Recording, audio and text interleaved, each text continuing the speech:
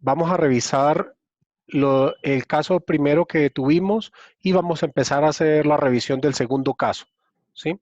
Entonces, estamos aquí. Rápidamente, la teoría del caso es utilizar un caso real de negocios con unas variables cambiadas, con países o con personas, pero es una situación que ocurrió y pues la idea es que lo analicemos todos.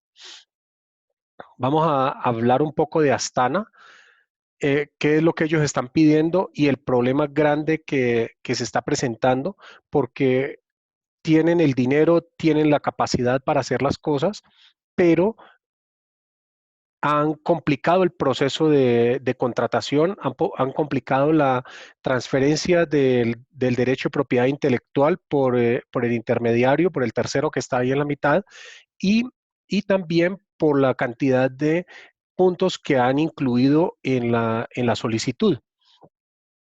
Entonces, voy a pasar directamente, déjame ver esta es la discusión del caso, que es lo que quiero en lo que quiero que nos centremos hoy respecto a ¿sí? Entonces, Astana, quiere una plataforma en el estado del arte para reducir los costos operacionales. Dentro de estos procesos, ellos contrataron 3 firmas consultoras para atender la firma del contrato, la ejecución y el cierre de este.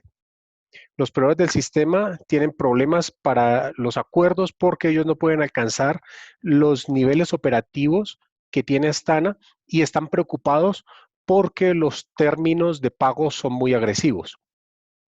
Entonces, vamos a centrarnos ya en las preguntas de este caso. Entonces, quisiera que discutiéramos con ustedes cuál es el primer problema en este escenario. En la pantalla, señor. Oh, saludo, hola. ¿Qué hubo, Gonzalo? ¿Cómo vas? Entonces, en este escenario se plantea que los términos de pago son muy agresivos. ¿Sí? Que estaban hablando del 90% del pago en el contrato, pero esto no es la verdad absoluta. Depende de quién lo vea. Esta propuesta se puso así porque había un financiero que nos estaba diciendo, oiga, no, yo creo que el problema principal de la contratación es este. Entonces quisiera con ustedes discutir qué otros problemas están ustedes observando en este tipo de contrato. No sé si Martín o José o Gonzalo tienen algo que mencionar aquí. No, lo que yo decía la vez pasada, el principal problema que yo veía es que el, que el, que el dueño del proyecto, que es como el rey, como se dice, Ujú. está muy desconectado de quien lo ejecuta, ¿sí? Y por el otro lado, pues yo no sé si el modelo que usan garantiza las necesidades sean cubiertas, pues, ¿no? Porque al final eso es lo que importa, que lo que implementas supla las necesidades para lo que fue. Entonces, sí, es muy importante esto, porque ¿qué sucede? Yo pienso que cuando una empresa es lo suficientemente madura y conoce el mercado, la área que genera la contratación tiene los detalles claros de qué es lo que ellos esperan, tiene los detalles claros de qué tipo de proveedores tienen y también cuáles son las condiciones estándar. En la mayoría de empresas de comunicaciones, en la farmacéutica, en las empresas de oil and gas, generalmente las condiciones son estándar. Porque ellos saben cuánto cuesta ir a hacer la limpieza de un pozo en la parte de petróleos, cuánto cuesta hacer el montaje y mantenimiento de una plataforma o también, en principio, cómo son los términos de pago para los contratistas que trabajan en este tipo de actividades. Pero si nosotros hacemos un disparo al aire y esperamos que todo caiga de acuerdo a lo que hemos pedido, es muy complicado. Entonces, para cerrar esta pregunta, es importante que los términos estén claros, que quien esté contratando tenga detalles de qué se va a hacer, ¿sí? Y, y también confirmar si las necesidades reales son requeridas, porque el tema de las necesidades es muy complicado. Nosotros podemos pedir un camión para transportar una lata de gaseosas. Entonces, ese tipo de cosas, cuando no se conocen los detalles técnicos, pueden generar sobrecostos impresionantes en el proyecto. Entonces, Hola. vamos a... Sí. No, no, José, ¿cómo estás? Bien, bien, gracias. Ah, bueno, eso está bien, señor. Estábamos cerrando la primera pregunta, José. Entonces, Ok. vamos a pasar a la segunda pregunta. ¿Cuáles son las mejores prácticas que se observaron en este escenario? Quisiera discutirlas con ustedes. ¿Qué les pareció bueno de, de los de las prácticas que se tuvieron en este escenario? Si alguien tiene algún comentario.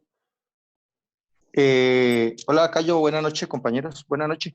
Sí, buenas Bueno, a mí noches, me ¿cómo pareció estás? interesante el tema de, pues, de todas formas, siempre uno puede reevaluar los hitos del proceso y pues siempre hay que consultar, ¿no? Ahí hay una parte donde se consulta de, venga, ¿qué podemos hacer? ¿Para dónde vamos? Y poder tomar una decisión en un momento, pues puede ser lo que decías, no sé, en la reunión anterior, o sea, si la tomo, puedo ir a la quiebra o puedo llevar al éxito un proceso. En este caso, pues ellos pues hacen un tema de consultas ahí y no se asume toda la responsabilidad de tomar una decisión sin consultar a otros entes que tengan que intervenir y que tengan otra óptica sobre más del proceso, políticas y esas cosas. Sí, sí, exacto. Es muy importante el comentario que tú traes, porque aunque ellos tienen una buena práctica de tener tres firmas consultoras, si no hay alguien que las una de extremo a extremo, se puede perder la visibilidad. Y inclusive en proyectos muy grandes, yo he visto la necesidad de hacer un alto y decir, oigan, revisemos qué está pasando aquí. O, venga, traigamos una firma consultora externa que audite lo que se está haciendo. En proyectos que son de complejidad recurrente, llamémoslo así, no sucede esto porque no hay muchos problemas, no hay muchos problemas, por ejemplo, en proyectos de radio, si hablamos de telecomunicaciones, los problemas no son tan complicados, hay muchos temas de acceso a los sitios, problemas de energía, problemas de piezas, pero son todos distribuidos. Pero cuando hay un proyecto muy grande, centralizado y no se mueve, hay que hacer un alto y decir, oiga, revisemos qué está pasando, porque un proyecto no puede terminar en un agujero negro donde todo el mundo ponga dinero y ese resultado nunca se vea. Entonces, a mí me parece muy interesante lo que dices aquí, y lo importante es que las firmas no tengan intereses particulares en el desarrollo del negocio. Por supuesto, los contratistas o las firmas consultoras siempre querrán tener un negocio posterior, dejar enganchadas actividades, pero desde el punto de vista ético. O sea, si nosotros hacemos un buen trabajo, si entregamos las cosas y los puntos contratados de acuerdo a lo que nosotros esperamos, pues bien, sigamos. Pero si eso no sucede y se están generando dependencias de otro tipo, por ejemplo, que la información no se entrega o que el contrato no estaba claro y en la mitad del contrato te dicen, oiga, no, es que qué pena, había esta parte y se requiere continuar el proyecto o se requiere continuar una actividad en 1 o 2 años, es muy complejo. Y para finalizar, revisemos los problemas de segundo y de tercer prioridad. ¿Cuáles son? Si están de acuerdo ustedes que los puntos que están indicados aquí son los problemas que están en segundo y tercer orden de prioridad.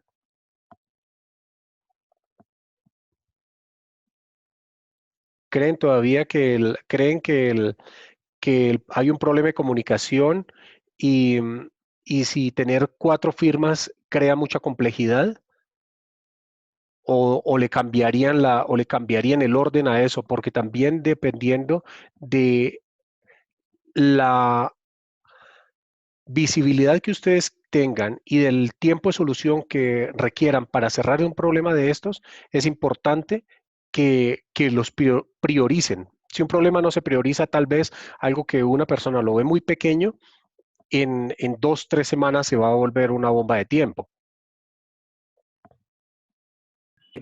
Cayo, en este tipo de proyectos donde se tienen varias etapas, cada etapa llevada a cabo por una diferente firma, tiene sus ventajas, también sus desventajas. Ese tema de la, de la confiabilidad o de que cada empresa de estas guarde sus cosas y no quiera que la otra conozca cómo hace su trabajo y todo, es complejo.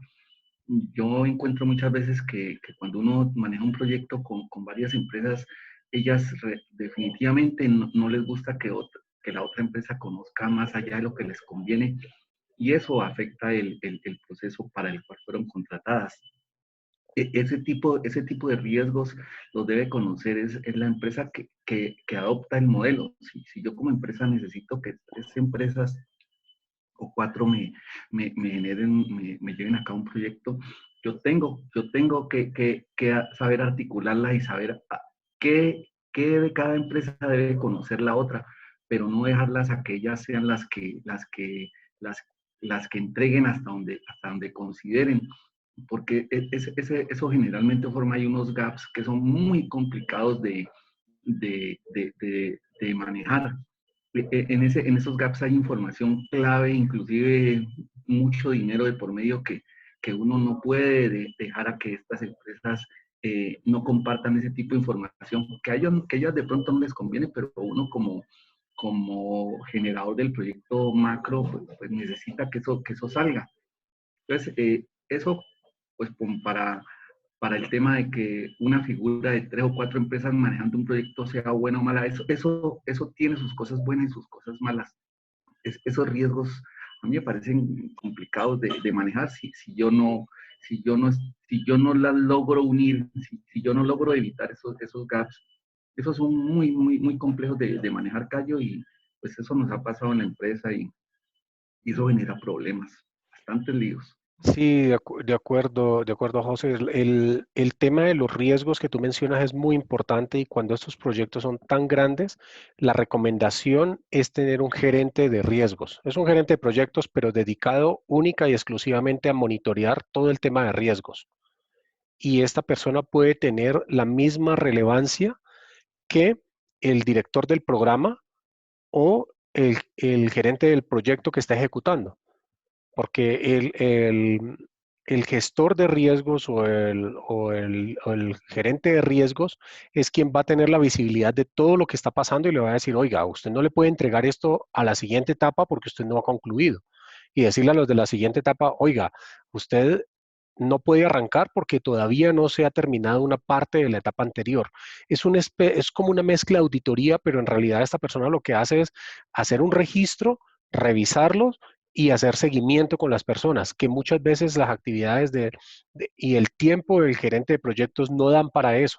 Y eso es un paradigma que hay que cambiar con las personas acá, porque creen que contratan a un gerente de proyectos y el pobre tipo se levanta desde las 7 de la mañana con reuniones y termina a las 11:30 de la noche haciendo reportes y no ha podido revisar un riesgo. Cuando se da cuenta 2 meses después que las cosas se pusieron calientes en sus manos, ya es muy tarde. Entonces, pasemos al siguiente caso. Qué pena, Cayo. Sí, quería meter la cucharada allí un poco también de mi experiencia en la industria del petróleo, si puedo. Dale, claro que sí. Me preocupa lo de responsabilidad. Cuando hay muchos partes, sí es crítico definir jerarquía. Tiene que haber, sí está bien gerente de riesgo, pero tiene que haber, me parece a mí, gerente en línea responsable de todo.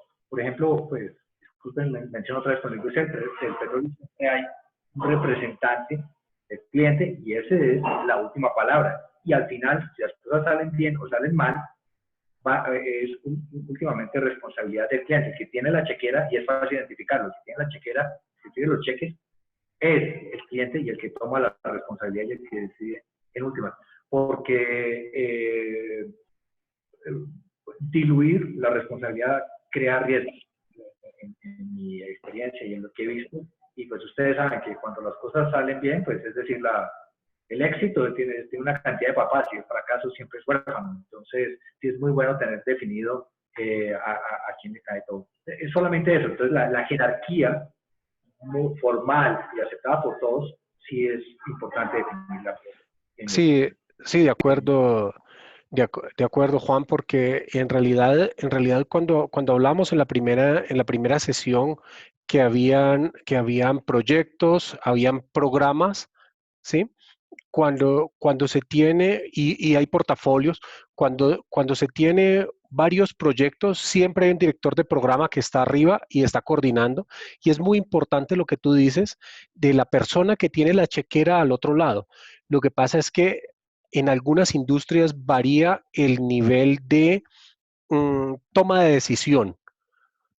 ¿Qué pasa? Cuando se pone una persona que toma las decisiones de un lado, pero cada vez que vaya a tomar una decisión debe consultar al interior y esa toma de decisiones se demora, es muy complicado.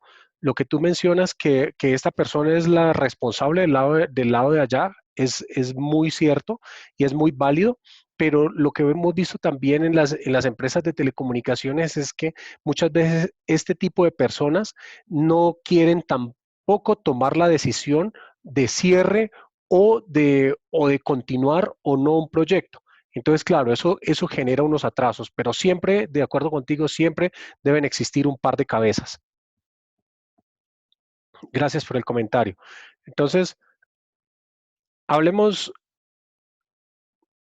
del caso número 2. Es un caso relacionado a un reporte inmanejable, donde dice que después de 6 meses de una entrega complicada, el cliente está cansado de la falta de visibilidad relacionada al progreso. El proyecto se ha propuesto para proveer resultados en waterfall, o sea, una sola entrega, y la refinería, la gerencia de la refinería no es capaz de entender el estado actual. Es muy importante este párrafo para que lo miren. Sí, entonces hay otro punto que dice que hay cientos de tuberías en la bodega con una gran cantidad de turnos en las noches y hay no claridad en el reporte de progreso.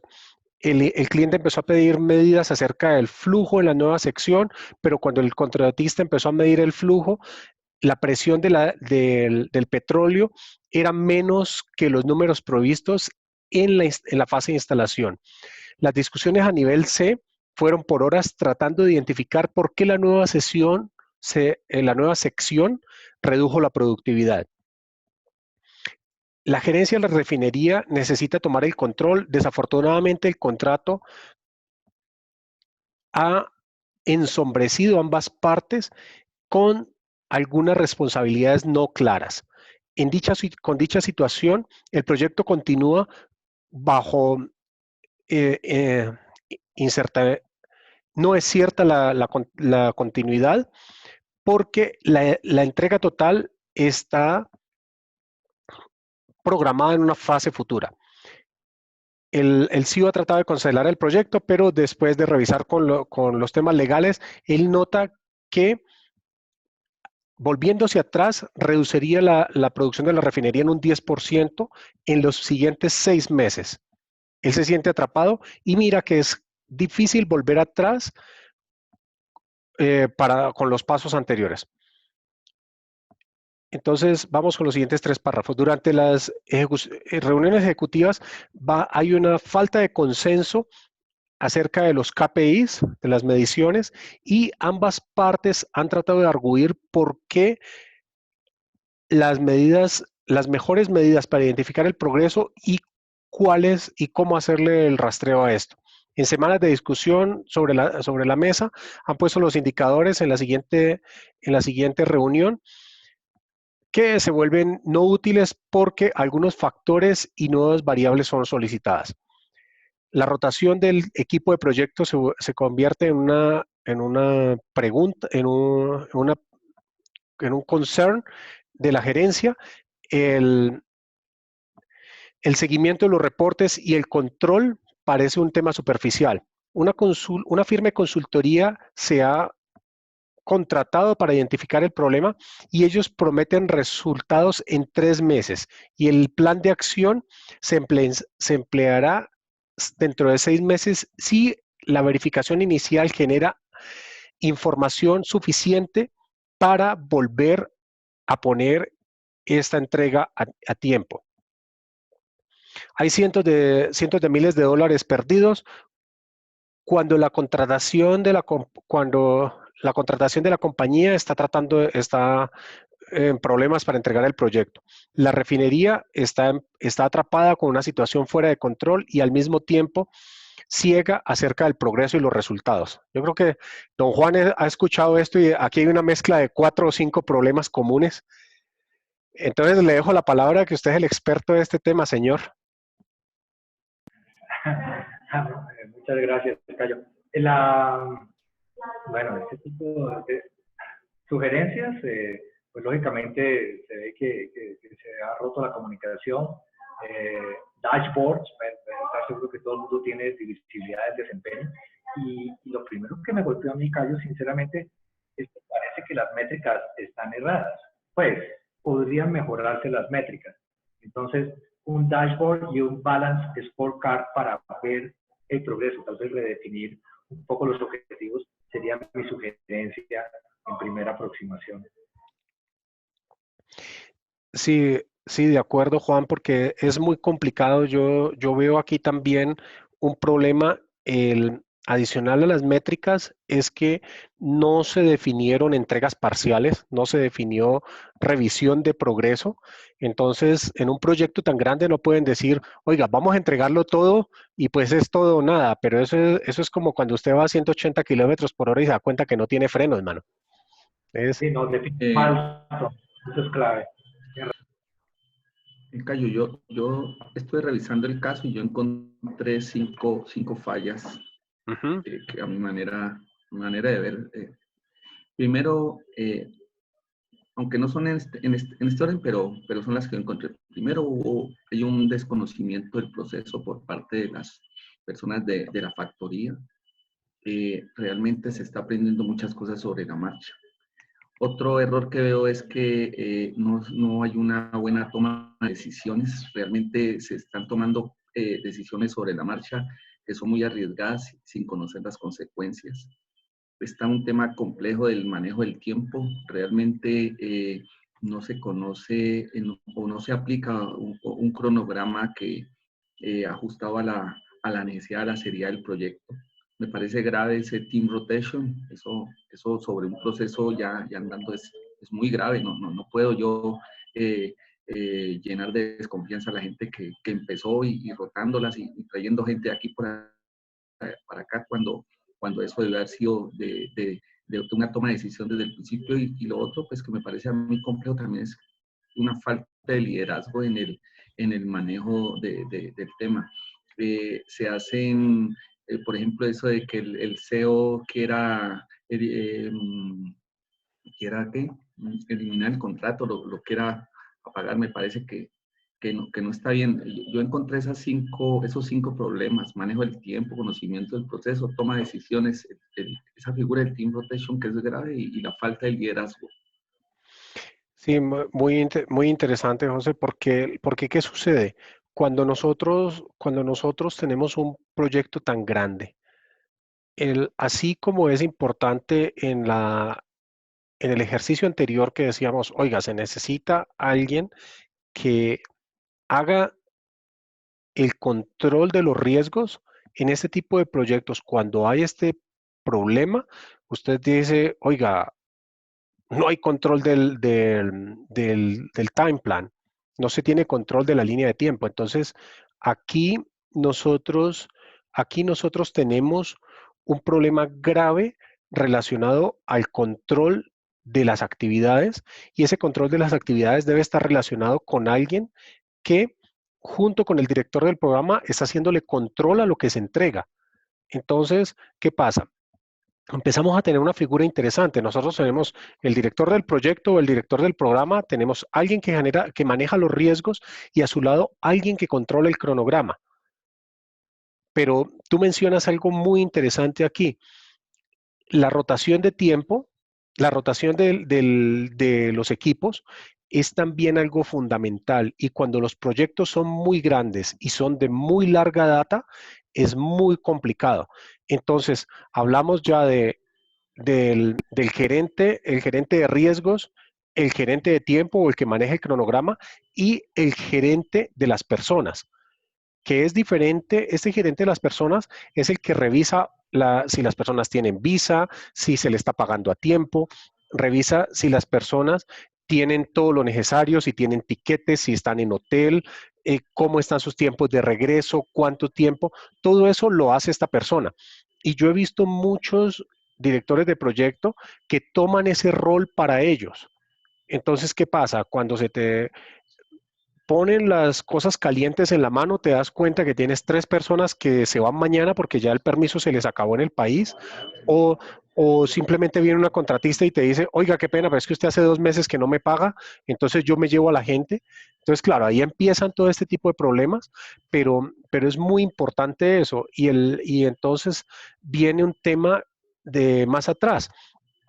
Cuando se planea el proyecto, y en el proyecto tú dices, oiga, voy a revisar cuánto cuesta el proyecto y cuántas personas tiene. Muchas compañías tienen unas mediciones para definir si el proyecto es pequeño, si lo puede hacer cualquier persona que sea de logística, hablando de eso, por ejemplo, cuando se compran solamente repuestos.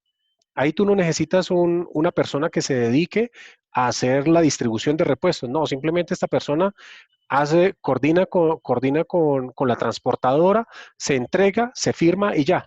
No necesitas un gerente de proyectos para eso. Pero cuando tú te mueves hacia tu derecha y tienes una gran cantidad de personas en el proyecto, ya empiezas a decir, oiga, yo tengo 200 personas en el proyecto, ya no puedo manejar toda esta gente yo solo. Y muchas personas se ponen a tomar decisiones y a revisar temas que deberían ser delegados en otros. Entonces, no sé, ¿qué otra pregunta tienen ustedes ahí, o qué otro comentario? No sé si José o Gonzalo o Enrique tienen algún comentario. Cayo, una pregunta, digamos, la cantidad de materiales en bodega que tienen. ¿Eso es un indicador que de una mala planeación o ejecución, o ambas? Que me llama la atención que tienen ahí digamos, tienen muchas cosas que no han Que no han utilizado a usado. nivel de material. Sí. Exacto. Ese problema con eso es complejo, porque cuando tú tienes un exceso de material, se debe principalmente a 2 razones. Una, hiciste una mala planeación de los tiempos de recepción de material. Entonces, estás comprando material para tenerlo en bodega 2, 3 meses, ¿sí? Si tu proyecto va a tiempo. Pero si tú hiciste una buena planeación de las compras y todo, y tu material se te empieza a almacenar, pues estás mal con la entrega, que es lo que dice José. Entonces, ¿qué pasa? Si nosotros vemos que el material se empieza a almacenar, a represar en la bodega, algo está pasando. Entonces, esos son temas que se deben empezar a mirar, porque los temas de bodegaje son complicados y depende del tipo de bodegaje. Acá son tuberías. Yo pensaría, no veo a Juan por aquí, que esos temas de petróleos y todo esto no cambian mucho las especificaciones de las tuberías si tú las dejas de un año a otro, por ejemplo. Pero si hablamos de tecnología, de un año a otro es un salto cuántico. Entonces si Eso alguien... ya, estamos hablando ya de otra tecnología, Exacto, una entonces evolución muy tremenda. Entonces, claro, José, cuando tú llegas y tienes un material almacenado ahí, hay otro problema que es muy propio de los despliegues de telecomunicaciones, y se llama el canibalismo. Entonces, ¿qué pasa? Generalmente el proyecto se compra y se compra una serie de repuestos. Se compran 50 sitios, 50 radiobases y se compran los repuestos calculados para esas 50 radiobases de acuerdo al MTBF, el tiempo medio entre fallas. Y pues bueno, porque alguien se prendió, se dañaron las tarjetas, no hay problema. Pero entonces, cuando no hay control de este tipo y en la, hay mucho material en la bodega, lo que yo he visto es que las personas van y llegan y como se hacen amigos de la persona de la bodega y en algunos sitios no hay buen control de eso, dicen, oiga, venga, es que présteme un par de tarjetas que yo me las voy a llevar al otro sitio y mientras ustedes llegan las otras y todo, listo. El tipo te puede hacer control de 2, 3 cosas, pero cuando ya llegan 15 cuadrillas a llevarse eso, ya tú te das cuenta que el proyecto va avanzando y cuando menos piensas, tienes 4 o 5 sitios completamente desvalijados y tienes que entregar esos sitios en una semana. Entonces, ese tipo de situaciones que tú mencionas, José, del tiempo allá y del exceso de almacenaje, además de los costos, porque pues nosotros debemos tener tiempo cero, ¿no? Debe llegar, descargar el camión, un tiempo corto y ese material enviarse, porque si no estamos pagando bodegaje para guardar algo. Entonces, ese es otro de los puntos. No sé si alguien tiene algo que comentar. En 3 minutos acabamos esta sesión. ¿Qué otro? Cayo, mira que Enrique. yo he estado echando una miradita a un tema, pues es más con empresas estatales, es Ujú, una vaina de calidad que se llama MiPG, ¿sí? Y ujú. ahí pues tratan un tema se ha absorbido de todas estas experiencias y hay dos cosas. Una es un área donde se evalúan pues todos los riesgos y todo este tema que estás hablando, pero también hay otra área que, re- mm, o sea, que reviste importancia ahora y es el tema del área de comunicaciones internas y externas. Y entonces entre estas dos áreas, pues si no están bien acopladas, generan muchos conflictos entre los diferentes actores. Sí, sí, de acuerdo, Enrique. Y ese es un punto muy interesante.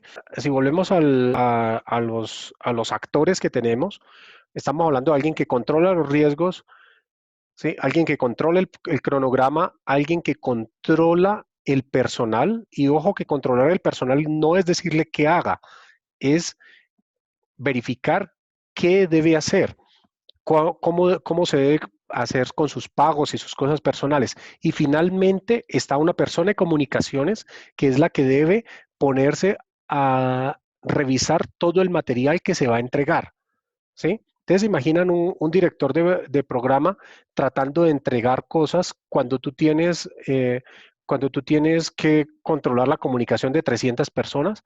Entonces, ahí es donde se ponen esas jerarquías.